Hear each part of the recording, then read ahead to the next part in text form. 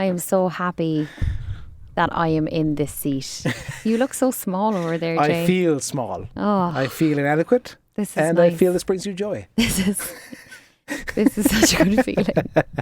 It's so good to be For those over who here. can't see this, we've swapped seats. Yeah. And Muriel has the whole background and the whole... I'm literally just looking at the camera now. This brings me joy. So this is your good side. The left side Apparently so.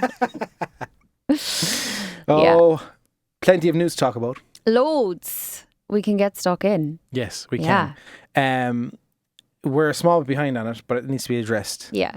Yeah. Instagram is no longer a photo sharing app. Yes, this has been splashed everywhere last week, and people are still talking about it. And I think that people still don't have full clarity on it. Maseri, who's like the head of Instagram, he did that video just basically announcing a couple of changes that are coming to Instagram and made the statement that Instagram is no longer a photo sharing app. Like, they don't just drop that kind of bomb in a call like that, or in a video like that. Yeah.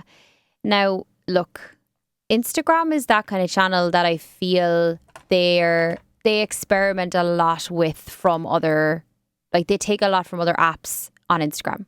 Like stories are born out of Snapchat, and obviously reels are born out of TikTok. You don't see them doing this to Facebook as much. Now they test a couple of things on Facebook, but I think that with Instagram, it's like, what's hot right now? How can we become that kind of an app? So TikTok is just, I spend way more time on TikTok than I do on Instagram. I'm different. I would do TikTok as my guilty pleasure, sitting down watching stuff. Oh yeah. But Instagram, I've started watching a lot more reels. I find them a lot more educational. I find them really repetitive. Do you? Now, I know TikTok is notorious for being repetitive, but I feel like I'm seeing a lot of repeat content from the same people. You made an interesting point before we came on air that you think the Reels is going to be the new homepage. Yeah. I predict that because the For You page, you know the way it says For You and then following? On TikTok. On TikTok. So I reckon that Instagram is going to mimic how that looks. They're going to you're going to open your feed to Reels, and then you're going to have to go to a different feed for all content. Yeah.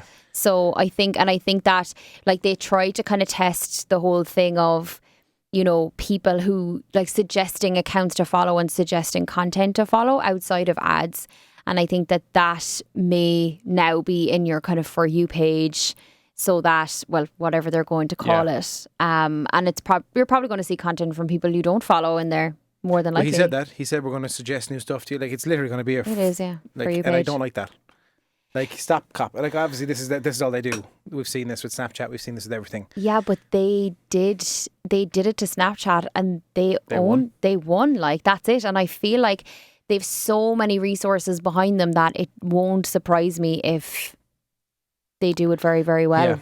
But that being said, he made the statement that creators come first, and creators plus video is what they're focusing on for like the rest of the year and forevermore. And I think that like the accounts that are going to take the hit here are business accounts. Because if you have a business page and you're promoting your business and, you know, you're not really making a lot of reels, maybe you're making some but not a lot, because they do take time. It's much easier for someone to take a photo of their product and put it up than put up a bunch of reels. Yep. And I get that if I was a small business owner who was flat out with my business but depended on having photos up and like content up, and me seeing that being like, well, I'm not a creator account and I'm not a video creator, am I going to completely suffer now because I won't have the resources to do that? Yeah. So it's interesting. For example, Sunday morning, brisk Sunday morning, I just shot 2 reels for my 2 food trucks. Mm-hmm. I'll sit down, I'll have a sandwich, I'll edit while I'm there. Yeah. An hour it took me to edit. See. Hey, Instagram. Oh yeah. Oh, they're editing. Don't cut me out. Oh no. Don't say preview and then the app crash 17 times. Oh no. No. Hey, Instagram, get it together. Yeah. See, that's it. I mean, TikTok's editing capabilities are still the elite. Like, you can add everything afterwards. You can add your transitions, you can add all of your stuff. Whereas like with Instagram, unless you're using effects while shooting, you're not going to get that. Or unless you're using an external app to create your reels, then you're still going to be Yeah. a while editing it. Like, And I don't think that TikTok have the patent on that certain algorithm of editing or that certain software of editing. Maybe they do. I don't think they do. I don't think so. Instagram, steal that. Yeah. Steal that too, bro. Yeah, like, I mean, reels were always going to be the way that they were going to go. And with TikTok not backing down, with TikTok still continuously growing, they're going to have to continue to drive reels, because otherwise people will just, they're so used to video content now. They're so used to being, as he said, entertained, that, you know, that's, like, they have no choice but to move in that direction. But I think that it's businesses that may suffer from this if they're not, like, honestly, if they're not good at creating video, or if they don't have the resources to create entertaining, engaging video. And I think it's harder for people who are, you know, just stepping into reels and doing one or two, but still feeling quite conscious. And like, I feel bad for people who are not confident in front of the camera, who are like, no, that doesn't suit me to be in front of the camera, or I feel like it's not on brand to do this. And absolutely, of course it might not be. Yeah. So I get that, like, it's just trying to be a bit more creative for those kind of people. But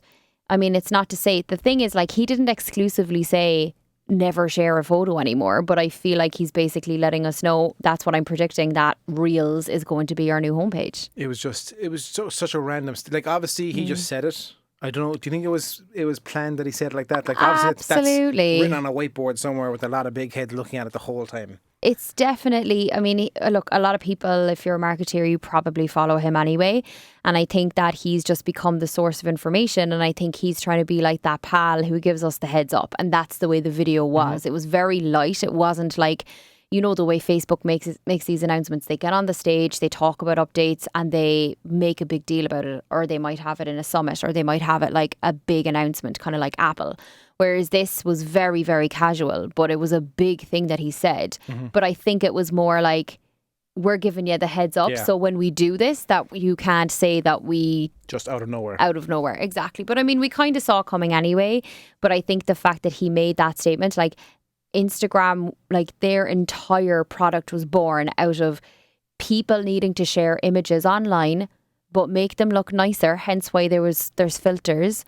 But to be able to share them across all of your channels, like, that's why you have all the options when you're at the end. That's why Instagram was created. It was created to be a photo sharing app with filters to make your photos look nicer, and then enable you to actually share across all of your platforms. Do you think this is him asking for permission to do what they're about to do?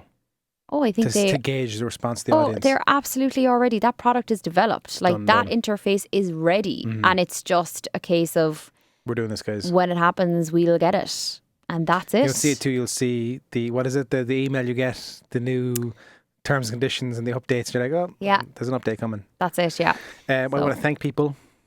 I want to thank people who backed me in the Ronaldo conversation, who DM'd me saying that I was right in the Ronaldo scenario. Jay was very, very pleased that you all agreed with him. Messaged me as well. Remember we were giving out about Instagram, the pause? They're like, hold on your thumb, it works. I was like, I know holding my thumb works on a reel. If you hold it, the screen, it pauses the reel. If you hold it right down. Yeah. If you hold it, it pauses the reel fully. Remember we were saying if you just touch it like TikTok, it pauses. Totally going to put that on my channel this week. Take it away. You heard it. I not knew here about first. that. I knew about that, but like, I didn't know thank if you for reaching out. I don't know if you held your finger down on a reel that it actually pauses it. I just thought it muted it. No, it does. Yeah. So, and I was like, thank you for that. Thank you for reaching out and telling me that. But like, just pause it. Why are you muting it? Do you know? I know, but it's because that's the way the Instagram videos work. Like, there's no pause button. It's just always muted in your feed. I have the toggle on TikTok. Do you? Yeah. Do you have the 6-second reels? No. Not yet. No. Really? Sorry. I'm sorry. On any account you have? Oh yeah. Everybody has them. But you. But me. So when I'm creating reels for like clients, I'm like, I'm buzzing because I'm doing like 60-second challenges. I'm like creating content, and I'm like, oh no, we can actually go beyond 30 seconds. This is fantastic. And then for my own, I'm like, come on. Like, as in, I check it pretty much every day. I'm tapping that 30 and I'm waiting for it to turn into 60, and it's still like 30, And 15. Are you updating the app every day? Are you looking to see But the sure, updates? I mean, it's updated. All my other accounts have it. Oh, lads above. I know. I love it. Yeah, fantastic. Cheers, Instagram. How much do you use Instagram on your desktop? Are you yeah, the new update. I don't really use it at all. I do then. Do you? Yeah, I'd have it open at home. Like if I'm working away, I'd have Instagram always open on my tabs. Really? Yeah. Now, I find it handy if you have a rake of like DMs that you want to get back to, because I actually I find the messenger portion of it quite easy and nice to use, like from desktop. Other than that, I prefer to just use my phone. Yeah, no, I would. I'd kind of go see what the look as well as like, because like, let us know if you do use Instagram on desktop. I'd love to know the actual people. You want people that do it. Yeah, like let us know if you use it as an end user as opposed to a marketer. Yeah. Because like I don't know anyone who uses Instagram recreationally who goes on their desktop to well, scroll. It's not recreational. Yeah, it wouldn't be recreational on my behalf. It would be just more for open. just because I being have on my the phone job. sitting Like up and I see the notifications come in, and then I might go to my desktop while I'm there. Say me pick up the phone again because I know.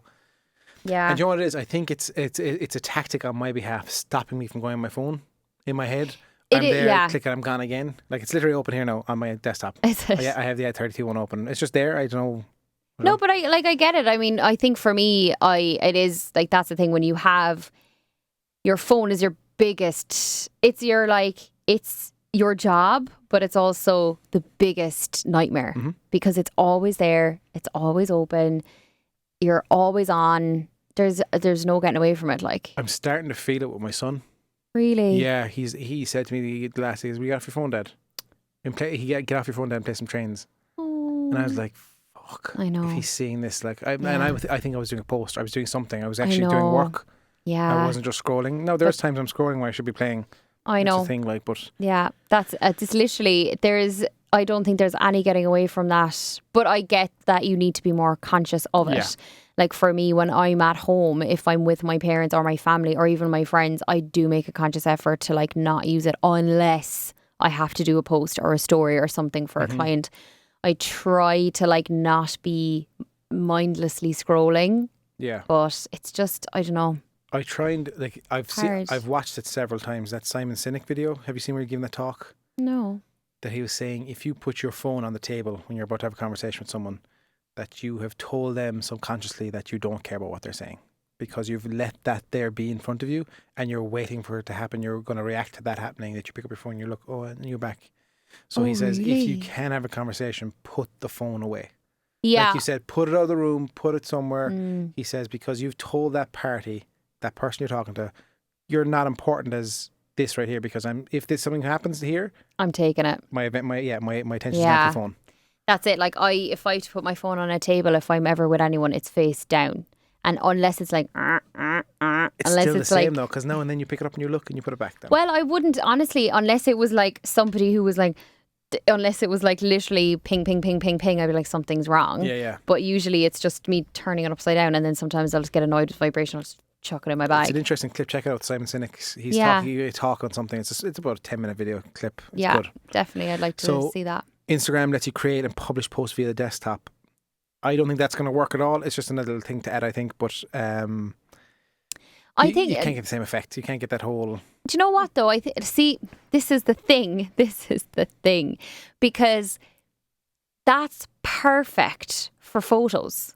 Because if you have like your photos on your computer, and I know a lot of people love to just use their laptops to schedule, to post, and they have to go into Instagram's like the only thing that they use to publish content from. So I get that, like, as a marketeer, as a business owner, you just want to have everything on your laptop, bish, bash, bosh, post, done.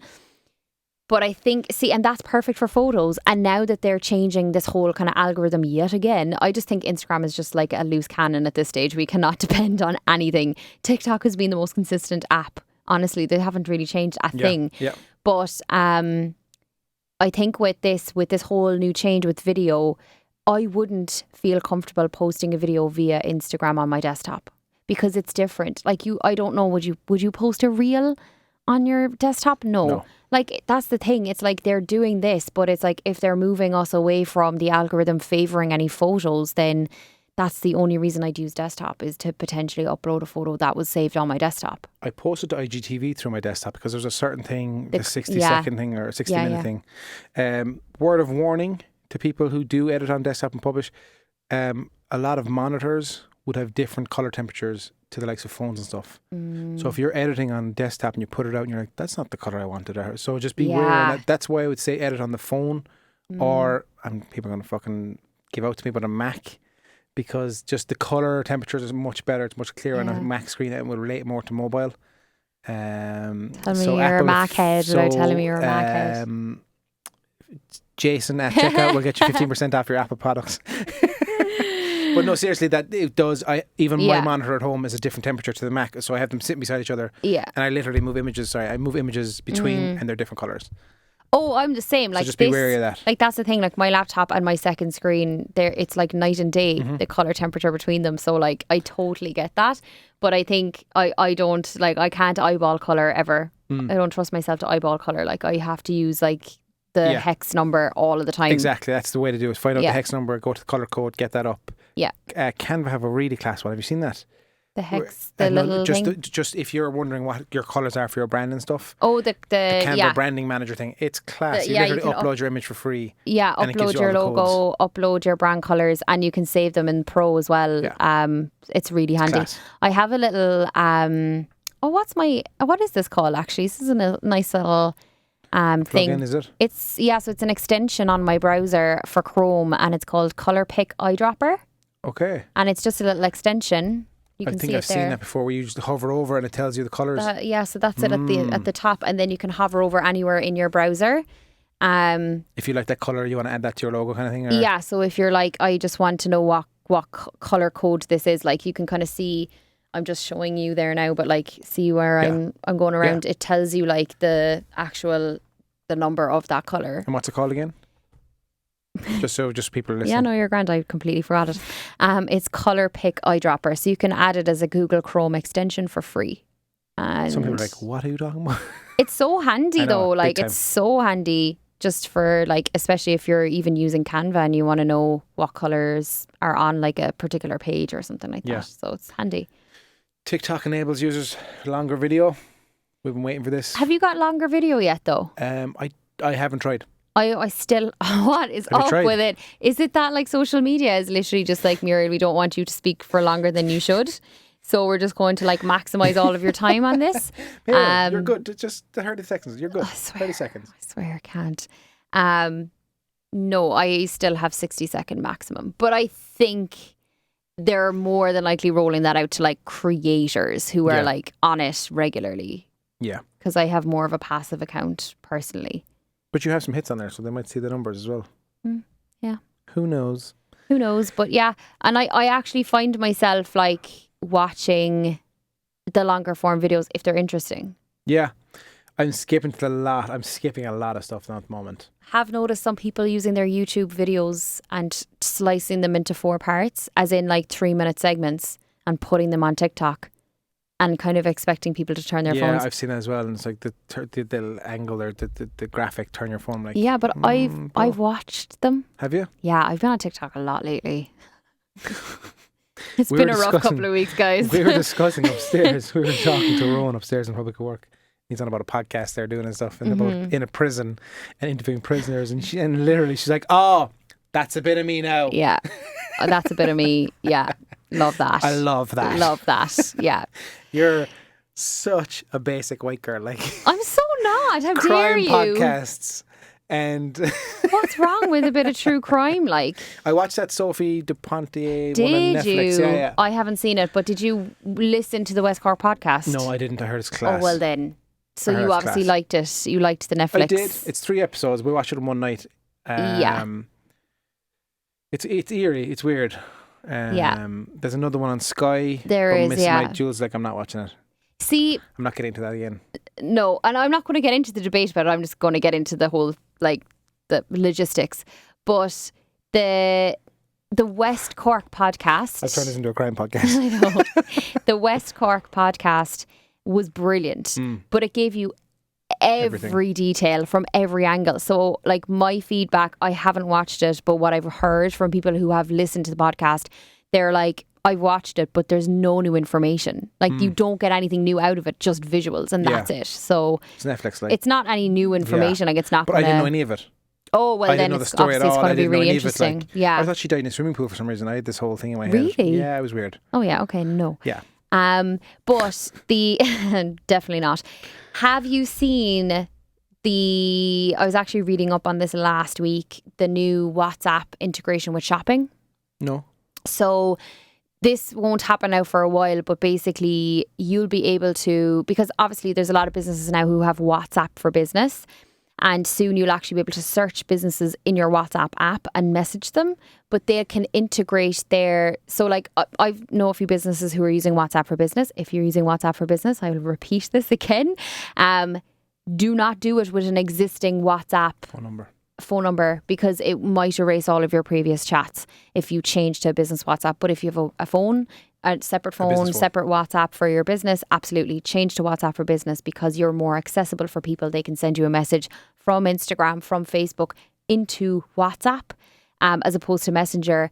And you can soon you'll be able to integrate your shopping with it. So if someone is asking for a product or somebody's asking for sizing, you can send them the product and it'll link then straight to your site. So you're not sending them URLs, you're sending them like the product, and it's going to look like it does in a shop. Okay. Yeah. So it's going to be really cool to see that. And I think it makes sense, right? Because it's like that's why even Maseri was talking about messaging. Like that's not saying Messenger, that's WhatsApp as well. So like they want businesses to become a lot more connected with consumers, and they know, and businesses know as well, once you have somebody in your DMs, if you have a customer asking you, do you have this in a size 10, and you have it in a size 10, you have their message, you can send them a link, you can offer them free shipping, whatever you have, but once you have them, that's it. And then you have their WhatsApp, you can always just send them a message if you have a promo. Like I guarantee there'd be nothing against that, absolutely not.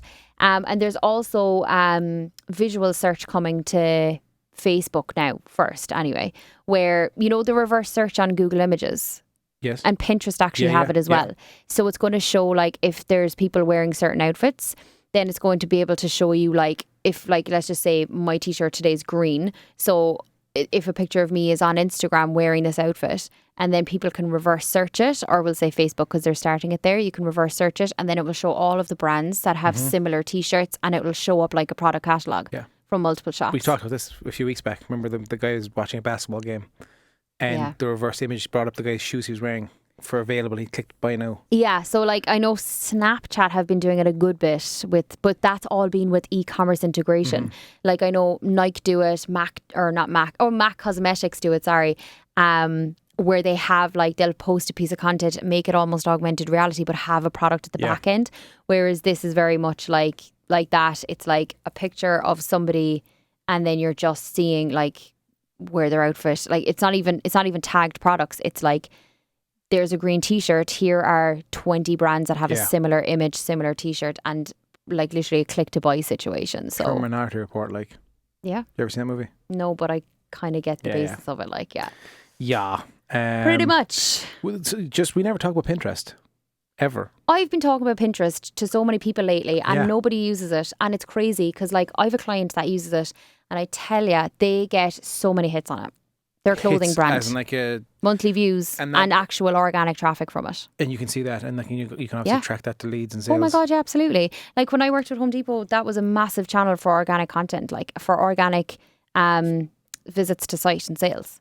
Because you see, it depends on the industry. Should be using Pinterest, or it depends. It depends on the industry, right? Because like obviously with Home Depot, they're planners.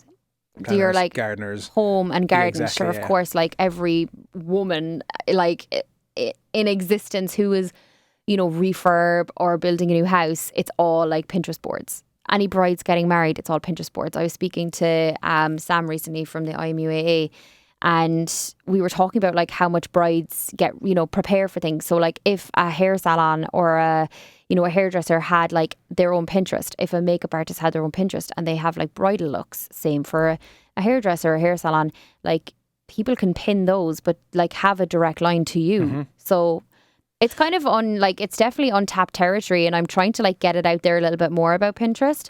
But like I think there's a lot you can do with it. There's ads, like you can do search ads. Even in that, like even if you stick with the wedding game, bands, transport, photographers, food, like you should all have Pinterest pages. They should all be a thing you're promoting and pushing organically. Yeah. Clothing, obviously. Sports, maybe not as much unless it's a sports brand, a clothing brand. Mm-hmm. If restaurants, do you think Potentially, like recipes? If they're doing recipes of what they're showing in their Yeah. restaurant and stuff. But it's like Pinterest also ranks on Google, so you're getting an extra placement there if you have it. Like even Google Images, a lot of those results come from Pinterest. So I use it. I use it for tattoos mainly. Oh really? Yeah. Yeah. My next tattoos I'm getting. But that's what it is. Like exactly. That's it. But you're planning and you're pinning, and if you pinned something from a local tattoo artist, you'd be like, oh Jesus, they're based in Cork. Class. I'm going to go to them. So banter. The US is TikTok's #1 biggest fan. Is it though? Remember Trump tried to get... Remember all that? Remember that whole thing that happened, the debacle with him? It's so funny when people were like... I think you even said it at one point. You were like, is TikTok gone? Are we going to see the end of TikTok? Because it was like 10% of the audience. Europe and Asia still were dominating. For sure. TikTok, so I don't think it's back in India, is it? No, still not. Yeah. But obviously research is showing that TikTok is... America is the #1 market at the moment. Yeah.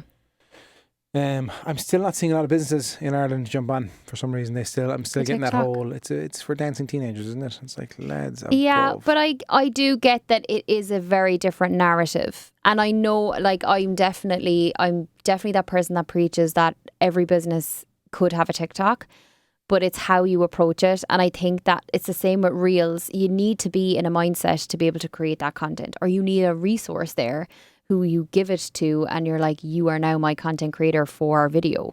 But I definitely feel like a lot of even like recruiters, marketeers, like companies that are looking for somebody to do their marketing, even like interns, there will have to be some sort of a like resume needed that says I know how to create video content. So like if you're in marketing, if I know a few students listen to this podcast as well, like if your course doesn't give you the opportunity to create video, just start creating content yourself. Like even if you have to set up a second Instagram account where you're just taking like reels of either like yourself, nature, your surroundings, food, anything. Whatever. Like imagine, like I try to tell people like who are, you know, struggling for work or they're not really getting anywhere. I'm like, just create content for brands that you don't work with, but that you want to get noticed from. Tag them. Like literally just like, you know, create, like imagine that you've been hired by Nike and just create an ad for them. Like that's the thing, because you now have a brand to focus on and it'll give you that kind of thing. So like your whole channel could be just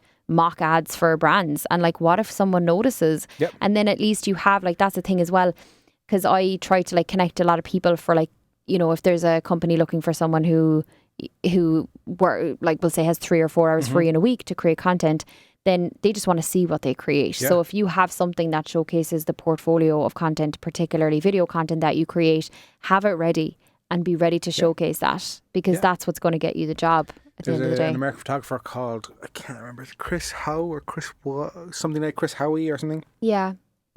And like that, he was just learning to do video, learning to photography, just doing this, and he took his friend's Mercedes with him and they took him out to kind of an ice field where they were and did a whole shoot and the whole thing. Mercedes saw it. They tagged them on. He just put on social, tagged them. Full setup they gave him. Took him to Iceland. 5 cars, full crew. Said, "Look, you're the creative director on this. We loved what you did." There you go. And that just shot him to the fucking stratosphere. Like he's doing massive ads now, this kind of stuff. Yeah. So do exactly what you said. Just like a cup of coffee, an espresso, whatever you're doing. Yeah.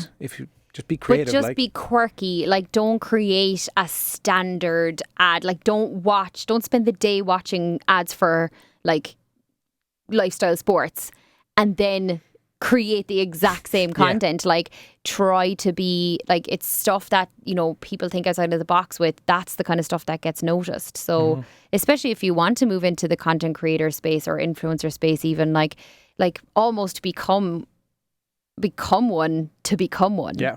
Like, disrupt it. Absolutely. Like, you don't have to be sponsored by a brand. You can still promote it. Yeah. Who cares? Yeah. Like, unless they ask you to stop. Well, yeah. So like, you're not really reflecting our brand. Bro, but then again, do you know what? Why would they? That's a good thing as well. Yeah, feck them. Yeah. If they're like, stop creating content promoting us, I'd be like, I'm sorry, what? And then I would totally out them. Sorry, I'm in a very destructive mode right now. Guys, we are now again officially taking applications for pro bono. If you want to Yes. DM us on Instagram, literally DM us pro bono with your business page, Mm-hmm. and I'll get back to you, or Muriel will get back to you, and we'll say perfect, and we'll kind of put you on a time slot and stuff. Yep. So hit us up with that. Yeah. My Room 101 is the fucking TikTok, or not TikTok, the Reels cancelling on me. I was so angry. Oh, Yeah. speaking of that, I found a beautiful slot. You made a face because I said beautiful. A beautiful slot, a time slot for our content. No, I don't know what it was. It was on that day I was doing the Reels on Sunday morning. I posted it around 11:15 on Huck's page. At about 11:15, give or take 11:15, I looked again, and had 2,500 views on it. Nice. And I was like, either the reel is class, which it wasn't amazing. No, but it is. It's all just- about the when. Yeah. And that's when people, like Sunday morning at 11:15 is when people are in bed and scrolling. Or up on the cafe table, at the table, and just sitting on the couch, whatever. Yeah. And it just hit perfectly. And after that, it didn't grow much throughout the day. I think it's like 3,500-4,000 views on it. But that's literally happened to a couple of clients of mine. Like I've one that's like a bit of a smaller account, and it's like if you post, sometimes it's just like, the little notification you get where it's like your reel has hit 1K plays, and you're like, I just posted it. Yeah. It's a nice feeling. But yeah, it is. It just obviously hit it's kind of like the For You page, really, isn't it? On TikTok, where like when you post a video, you know when it's going to go viral, because it's like you've posted it, give it a little bit of time for it to like pick up, and then it's like boom, like the views go up by like the hundreds and then the thousands, and it's like it's quick. Yeah, for us on the TikTok, it was the 99 plus notifications at the bottom. I was like, what? Nice. But even this, we had some people then say to us, I saw your TikTok this morning, or I saw your reel this morning, I had to get some. There you go. So if you are like a business, a food business or a drinks business or something like that, early-ish posting if you can, like 8 to 10 is actually almost too early, because people are in transit on Sunday? Or generally. Weekends, I think, is a bit too early. I think 8. Like, I think 10 to 12 is ideal. After 12, they've had their plan. They know what they're doing for the day.